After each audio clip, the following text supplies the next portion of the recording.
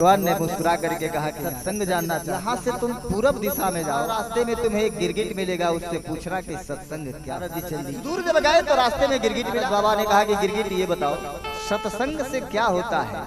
जैसे ही नारद बाबा ने पूछा सो गिरगिट मर गया। अब गिरगिट मर गया तो बाबा नारद जी बड़े निराश हुए, लौट करके भगवान के पास आए। भगवान ने मुस्कुराते हुए पूछा क्यों नारद, पता चला?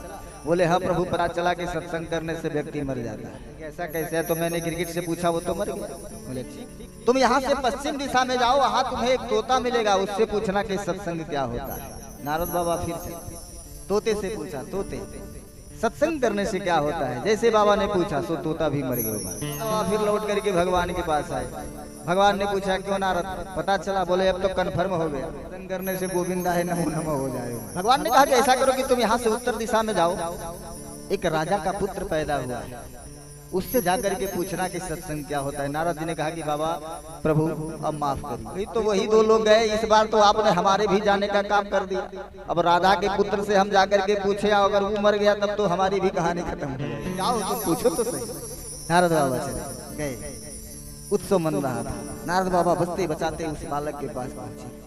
खड़े हैं, देख रहे कोई देख न रहा हो, कहीं मर न जाए। नारद बाबा ने उस बालक से पूछा कि बालक ये बताओ कि सत्संग करने से क्या होता है। नारद बाबा ने पूछा, वह बालक खूब जोर जोर से हंसने लगा। अब नारद बाबा अब डर गए, अब ये क्या कर रहे हैं, हंस क्यों रहे हैं?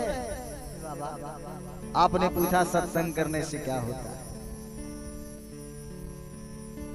मुझे इस 84 लाख योनियों में भटकना था।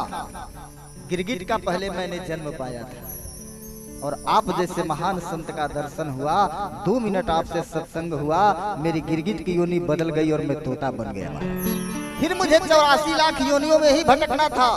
जब तोते के रूप में फिर आपका दर्शन हुआ, आपसे 2 मिनट सत्संग हुआ महाराज। उस सत्संग के प्रभाव से, उस दर्शन के प्रभाव से, उस 84 लाख योनियों में भटकने के बजाय तोता की योनि से छूट करके उस सत्संग के प्रभाव से आज ये बालक राजकुमार के रूप में पैदा हुआ है महाराज। यही सत्संग है।